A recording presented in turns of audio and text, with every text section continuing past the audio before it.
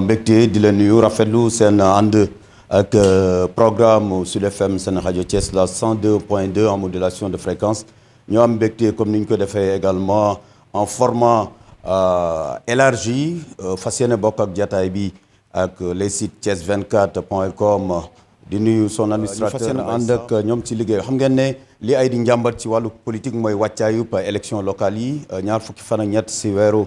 janvier 2022 la fas yéene am mais ñi nga xam ne nag ñooy maanaam les ténors ak ñiy yëngu si wàllu politique moom xaaruñu sax daanaka bi ñu valider liste yi donte am na yenn yu nekk en recours ñoom commencé nañu liggéey sur le terrain ñoo am mbégte nag tey jii di seq ak koo xam ne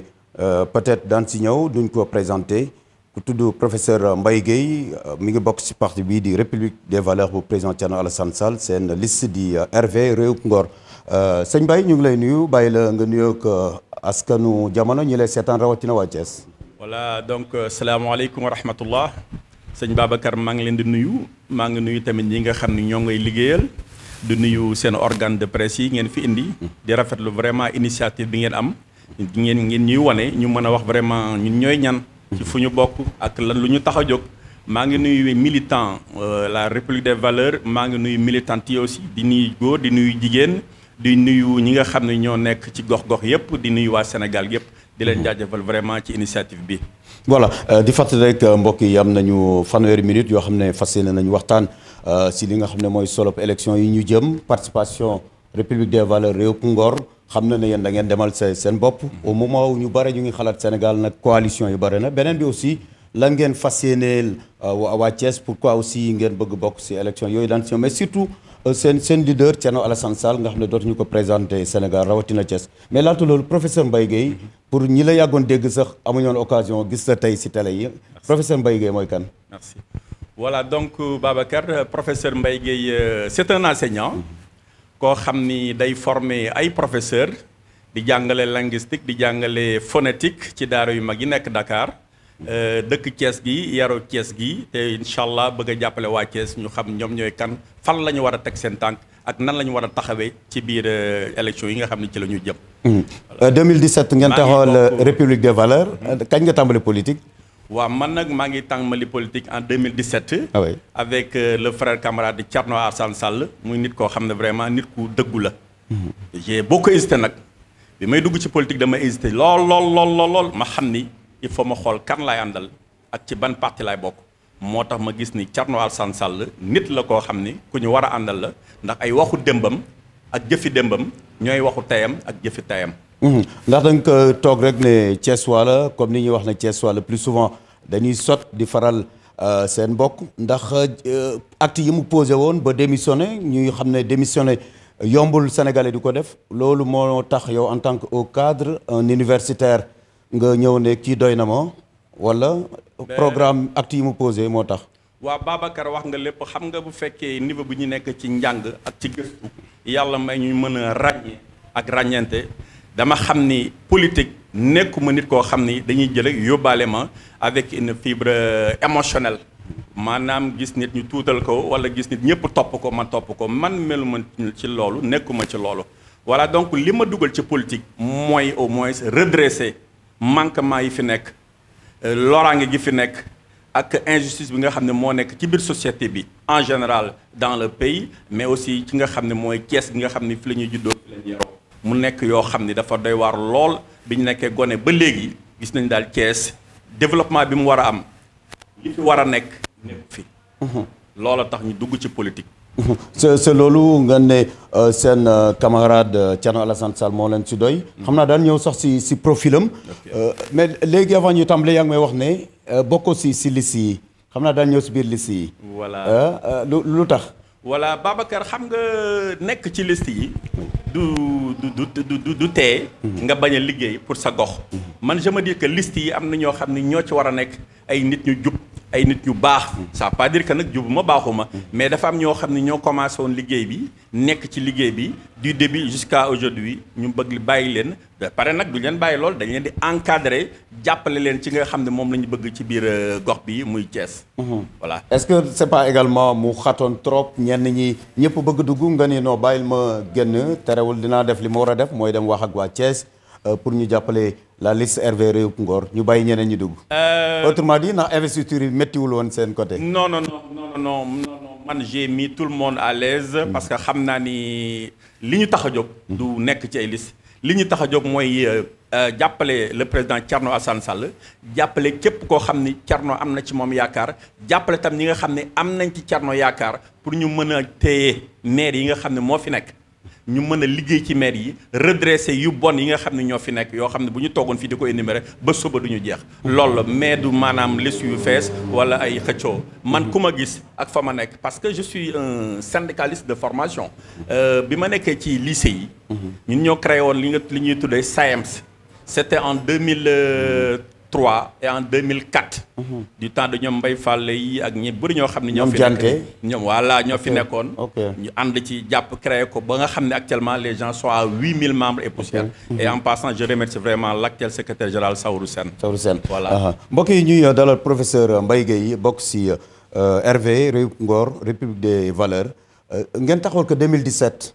juste à quelques semaines ou quelques mois des législatives mais participer leen ci woon de façon effective parce que amul leen woon liste en 2019 parti bu judd 2019 moo doon seen baptême de feu ngeen dem présidentiel mais gis nañ li fi xew ak parrainage yi ñu bare ñu téye leen ba finalement 5 candidats ñoo dem si élection yi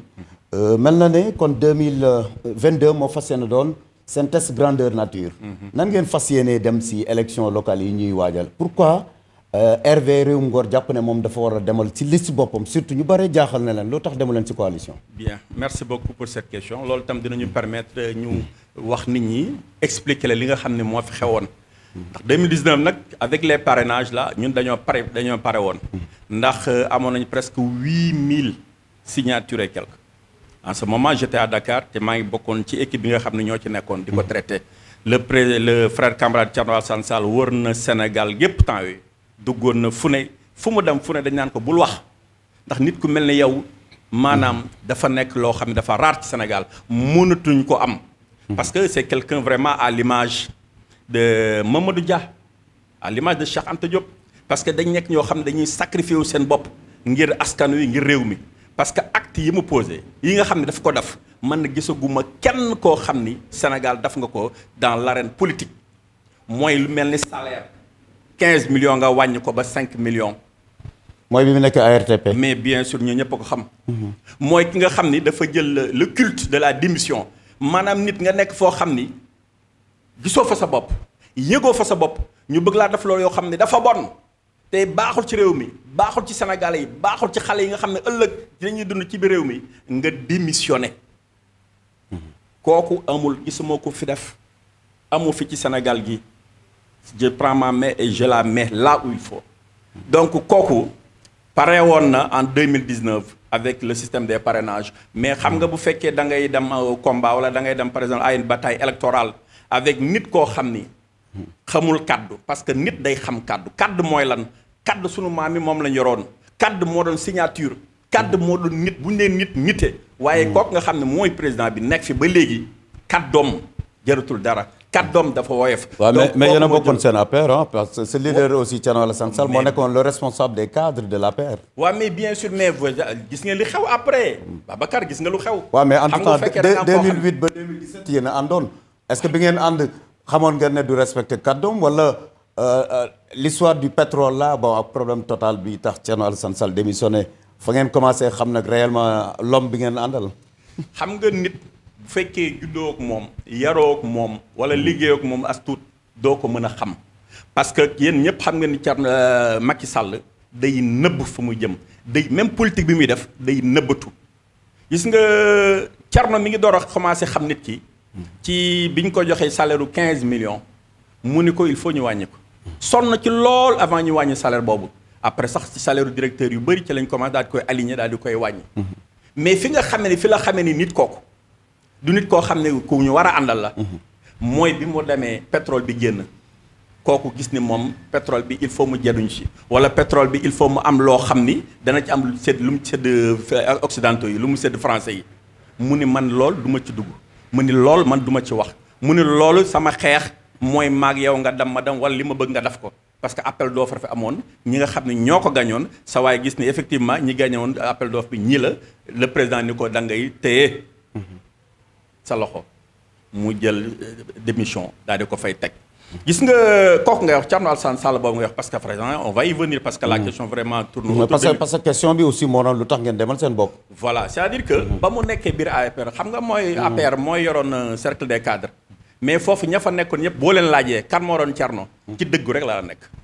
ci dëgg rek ba mu fay jógee ñoom ñëpp waa APR mosoo ci gis kenn koo xam ne am na lu ndaw loo xam ne dina ko teg ci deru Alassane Sall ni ba mu nekkee APR lii la fi def te ma jox la beneen révélation boo xam ne ñu bëri xamuñu ko gis nga ba mu démissionné 6 mois après xam nga nit ñi boo démissionné boo nekkee ministre dañ la war a jox sa salaire gars yi teg nañ ci yeneen 2 mois ci salaire sut salaire mu jël xaalis boobu daal di koy def un bon daal di koy def chèque daal di koy yóbbu trésor et Thierno Alassane Sall def loolu. donc au lieu de 6 mois 8 mois lañ ko versé bi mu démissionné. mu jël loolu lépp def ci bon delloo leen ko. alors nit ku mel noonu bu ñu ko amee ñun waa Thiès lan moo ñu dese le choix de ne doit pas se poser xam nañ ne kan moo fi nekk ak kan moo jub parce que bi ñu nekkee gone ba léegi gis nañ maire yi li fi am maire yi ni mu doon doxee ay morcellement loo xam ne teguñu ko fenn di jaay ay terrain yoo xam ne teguñu ko fenn di jëli marché di defari si ak seen i nit bopp. di jël marché di dagg nu leen neexee boo xoolee Thiès gi actuellement Babacar est-ce que am na bibliothèque boo xam ne mën nañ ko tuddee bibliothèque est-ce que am na vraiment médiathèque est-ce que am na yoo xam ne mën nañ ci sukkandiku pour ñun xale yi par exemple ñunu xale yi lii mën ngeen ci dem param pour xam seen bopp pour xam ville de Thiès bu ngeen jëlee transport bi garage yi dara doxul route yi baaxul actuellement bu ngeen di dugg Thiès nii jusqu'à présent bu ngeen di dugg Thiès en commençant par Dakar ba dugg biir Thiès xool ngeen li fi xew environnement bi dara baaxul il y a que des stations d'essence vraiment distantes de au moins 5 mètres à 10 mètres est-ce que loolu la Sénégalais yi bëgg loolu la Thiès waay yi bëgg est-ce que ville bu mel ni Thiès ñun mérité nañu loolu. mais est-ce que Thiès waay bëgguñu ko parce que ñi fi nekk aussi depuis 15 ans 20 ans depuis 2002 saa yu ñu laajee aussi Thiès waay yi ñoo leen di renouveler seen confiance ba dernière élection yi. xam nga booba li may poser mooy problème de communication. c'est-à-dire nit ñi dañoo amul woon les informations nécessaires. pour xam ñoom lan la ñu xaar ci électeurs yi lan la ñu xaar ci Thiessois yi. Thiessois yi dañoo amoon confiance ci benn nit. dernièrement nit kooku daal leen di wor. mais actuellement Sénégalais yi Thiessois yi en particulier yeewu nañu. parce que xam nañu vraiment candidature par procuration mënatu fi am. ndax mairie bi jox nañ ko nit mu nekk fi ñaata at musu fi toog musu fi teg tànkam kooku nag moo bëgg a jël incha allah bu neexee yàlla le 23 janvier bu fekkee gagné ne en 2022 tegaat fi nit koo xam ni nekkoon na fi. te vraiment yamb yi topp na ko ndënd yi topp na ko nit ñi topp nañ ko morcellement yi mu defoon topp nañ ko ak yeneen yoo xam mënuñu ko tudd kooku le président du moins le waa réew mi Idrissa Seck bëgg a jël pour tegaat ko fii ci mais Mbaye Gueye ñenn ñi nee nañu Idrissa Seck tenir na compte si récrimination Thiessois yi coow yi contestation yi parce que sur les 4 maires yi fi ne ak conseil départemental bi donc joxe na ñett yi conseil départemental changé na également je veux dire Thiès Est ak Thiès Ouest donc ña fa nekkoon changé na leen donte même équipe si biir këram la changé waat jëlaat ñeneen donc bon yaa ngi def allusion au ministre Diatara à la ville bi mu proposé mu war a dellu si est-ce que loolu doyul pour wane ne Thiès waaye jox nañ ko signal. alors est-ce que ñun signal boobu doy na Thiès waay. oui est-ce que signal boobu ngay wax est-ce que ñun soxla nañ ko. est-ce que Thiessois yi soxlawuñu par exemple dund est-ce que Thiessois yi par exemple soxlawuñu li nga xam ne moom lañ ko joxoon mu jël ko delloo leen ko parce que booy xool trahison mooy nga ni waa Thiès nañu ma jox ville bi nañu ma jox mairie commune yi ñu jox la ko ngay jël nit daal di fay tabb boo jëlee Thiès Ouest boobu kam fa jëlee gis ngeen lam fa def njombe yi mu fa def mooy morcellement yi mooy appropriation terrain yi mooy jël terrain jàmbur jaar ko keneen dugg ci marché yi wët ay nit gënale leen ci marché yi di jox ñenn cantine yu baax di jël yenn cantine yi di ci def yoo xam ne kenn mënu la ko tuddal bu dero keroog damoon nañu Mbour 2 marché Mbour 2 mais am na koo xam ne ndeysaan dafa wax bay jooy boo jëlee par exemple à l'est lan lañ fa def jëlal à l'ouest lu fa am Babacar maa ngi laaj loolu Thiessois yi ndax daf nañ fa loo xam ne gis nañ ko gis ñu fi lenn loo xam ne Thiessois mën na ci sukkandiku boo jëlee sur le plan de l'assainissement Thiès ba léegi am na quartier yoo xam ni muy est muy ouest muy nord nit ñaa ngi ci ndox mi bu tawee nit ñaa ngi bëgg a dee nit ñi duñu dem douche yi day jeg-jeg fees dell avec les eaux pluviales daal di génn. boo jëlee sur le plan du transport par exemple xoolal mbedd yi. pour votre information le plan directeur d'assainissement bu Thiès ville de Thiès validé nañ ko mais 134 milliards la loolu nag mairie Thiès moom attanuñ ko de état quand même moo ko war a defar état ñoo ñëw fii validé ko donc par phase la. donc peut-être c'est au niveau central ngeen wax état bi fast track bi ñu gaaw si pour Thiès quoi gis si wàllam. Babacar xam naa ni en bon journaliste da ngay jéem a équilibré mais ñun lu ñuy wax mooy li nga xam ne mooy li xew Thiès gii avec vraiment pouvoir décentralisé bi muy maire yi ñoom ce sont les premiers répondants ñoom ñoo fi nekk actuellement ñoom ñoo soxla bëgg a jëlaat mairie bi boo jëlee mairie de ville bi mais lan la fi def dernièrement ils ont inauguré une bouche d'égout xawma ñaata millions woo ñëpp woo Facebook daf ko fu ne mais c'est du n'importe quoi Thiessois yi war nañu yeewu Thiessois yi war nañu xam actuellement seen avenir seen futur kan la ñu koy jox parce que bu ñu seetaanee ñi nga xam ne ñoo fi nekkoon pendant 15 ans 16 ans defuñu fi lenn lu dul devenir riche parce que am na maire fi nekkoon ba léegi Mburoog Sow kii tudd Mburoog Sow xool leen li mu am bi mu defee révélation ci li mu am ci xaalis xool leen biir ville bi à côté vraiment du grand marché xool leen lam fa am xool leen côté Bandia lam fa am mais kooku fan la jëlee xaalis bi. lu tax muy am yenn alali ci biir Thiès lu tax muy jël Thiès alalu Thiès waay ki fi tegoon ci maire bi avant Tall di ñëw mais waa APR ci boppam woo nañ ko ci conférence de presse posé ko ay question di ko laaj yenn morcellement yi par exemple sur la zone ouvrière lu fi xew ba am na yoo xam sax ci ay mbokkam la yu waxoon yu doy waar donc man je pense que actuellement fi ñu nekk Badara Thiès waay xam nañu kan mooy Thierno Alassane Sall parce que ki nga xam ni moom amoon na budget boo xam ni war na au moins quadruplé parce que budget maire de Thiès je pense 2 milliards ARTP ñaata milliards 20 milliards xaw ma 30 milliards est-ce que mës nañu gis nit koo xam ni wax na ne ba mu fa jógee lii la fa def ak leneen mu daal di nekkaat après ministre des infrastructures defar na fii ay Thiès lu ne mënuma ko lim mais loo gis lu ne muy tali bu bees Thierno Alassane moo ko fi def daal di fii rénover ay dispensaires daal di fii rénover ay cimetières daal di fi génne ay tontines jox nit ñi pour ñuy liggéey seen biir daal di fi dugg ci biir nit ñi di def social ñaata nit la jël ay médicaments ci ay gox. mais professeur Mbaye Gueye bu la déggee kon ak seen leader président Thierno Alassane Sall kon deful faj mer daal 2017 démissionné na rek taxawal partem parce que ñu bëri aussi ñi mbokkaloon APR waa Thiès dañ koy tooñ ne xamoon nañ surtout day incarné wàllu valeur bañ ngeen ko ba ne réew Ngor. kon faju leen mer da ngeen am un projet bien défini pour Thiès et pour le Sénégal. man de li ma yàlla wërsëgale ma xam ko as tuut ki ñu naan Thierno Alassane Sall parce que nit ki nag bala ngay ànd ak moom da ngay def ay investigation ci moom. xam nga ki nekkoon au niveau par exemple du domaine aéroportuaire nekkoon fa Ablaye Wade nekkoon un très grand président très puissant. jël un ministron bu mel ni un certain Senghor jox ko lu mel ni vraiment. lu jëm transport aérien. dafa doy waar kooku ñëw bëgg a jël suufu domaine aéroportuaire bëgg ko jël bëgg ko aakimoo ak ñi nga xam ne ñooy ñoñam ci la jógee di xeex c'est-à-dire Thierno nekk na koo xam ne commencé na xeex ba mu nekkee lycée Malick moo ñu mag nag mais daanañu dégg yu bëri ci moom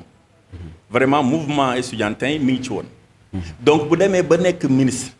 ba démissionné donc nit koo xam ne je pense que am na au moins projet social te man dinaa toog ak moom ci réunion yu bëree bëri mais duma koy gis mu mel c'est quelqu'un de pondéré nit ku dal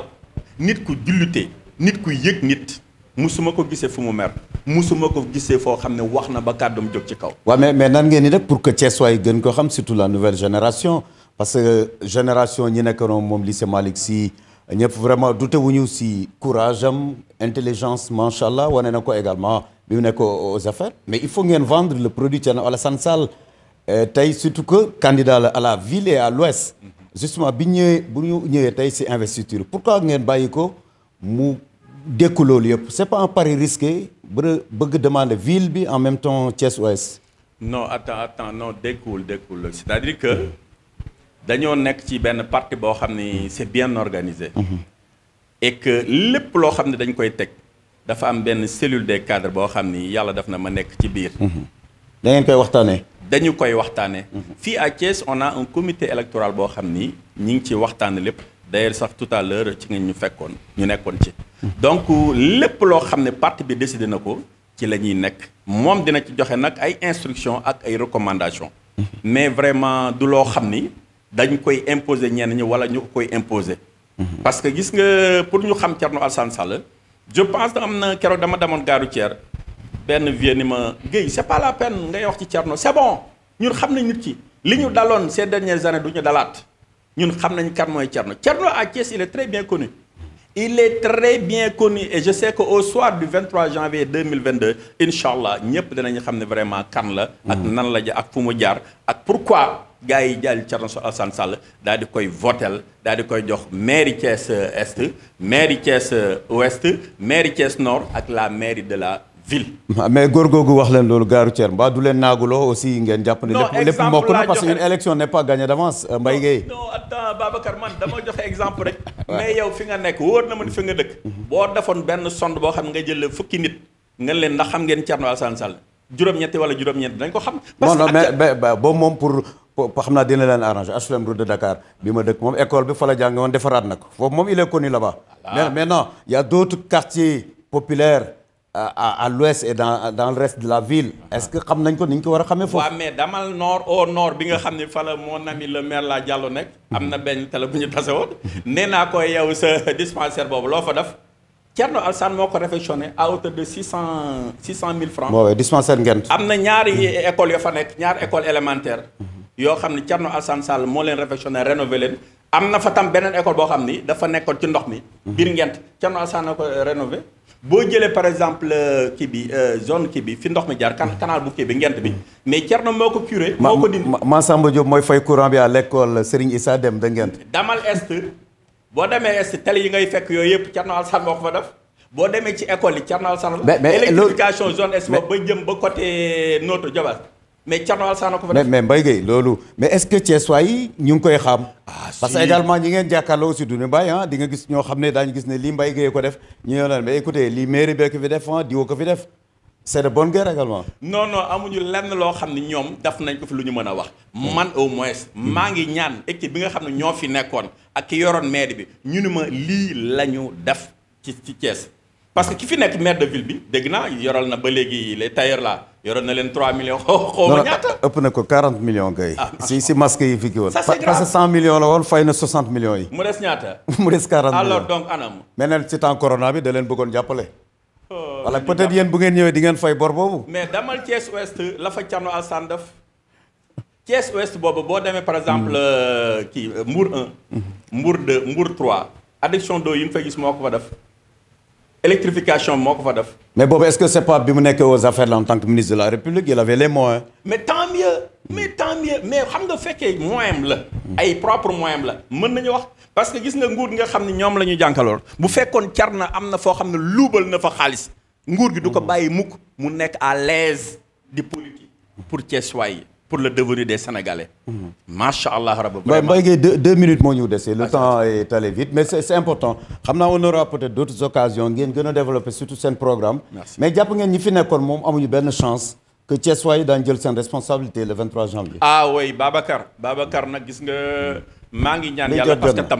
parce que tam vraiment tout n'est pas encore acquis. mais maa ngi lancé Thiessois yi ak Thiessois yi ñi dëkk Thiès ci région yi ak ci biir région bi ak département bi. ak tamit communes yi que ngeen xool bu baax ñi ngeen xam ni ñooy ñëw di leen wan loo xam ne du loolu parce que sëriñ si dinañu wax du benn sëriñ rek de mais sëriñ si nee nañu nit koo xam ni ay waxu démbam ak kàddu démbam mooy waxu teyam ak kàddu teyam kookoy nit ku jub kooku moom la ñu war a votel kooku la ñu war a àndal te musuma gis actuellement nii profil bi nga xam ne moom la ñu am à Thiès qu'on appelle le meilleur profil Thierno Alassane Sall. beneen bi fi ñuy mujjee wax nga ñi ngeen jàkkaarloo du ñu bàyyi noonu donte liste yi validé nañ ko gis ngeen si yeneen région yi ñoo xam ne tête de liste la ñu validé seen liste gars yi dem convaincre leen wala lan la leen proposé ba ñu bàyyi dem si pouvoir bi est-ce que ñi ngeen jàkkaarloo yéen a ngi leen di sóoraale parce que gars yi nee na xaalis bi bare na maladie yi commencé nañ circuler de et puis nga tàggoo waale. voilà non gis nga Babacar xaalis bi lu mu bëree bëri Thiessois yi xam nañu actuellement nii que xaalis boobu xaalisu luubal la xaalis boo xam ne moom la ñu jëlee suñu maire yi moom la ñuy jëlee ci fu ne daal di koy téye après bu ñëwee di ñu ko saxal pour nit ñi lekk ko Thiessois yi yeewu nañu bu baax a baax que xaalis boobu ñu leen di jox du xaalis bu lew du xaalis boo xam ne fa mu jógee ak fa mu war a dem normal la donc ñi ngi ñaan ñëpp képp koo xam ne yàlla may na la ngay juddoo Thiès wala ngay voté Thiès nga xam bu baax que li ñu naan vote acte la boo xam ni c'est un acte civique boo deewee ëllëg dinañ la ko laaj Babacar loolu dama la koy kon politique yemul Sénégal rek. oui. yemul si àdduna voilà ñu lay jaajëfal professeur Mbaye Gueye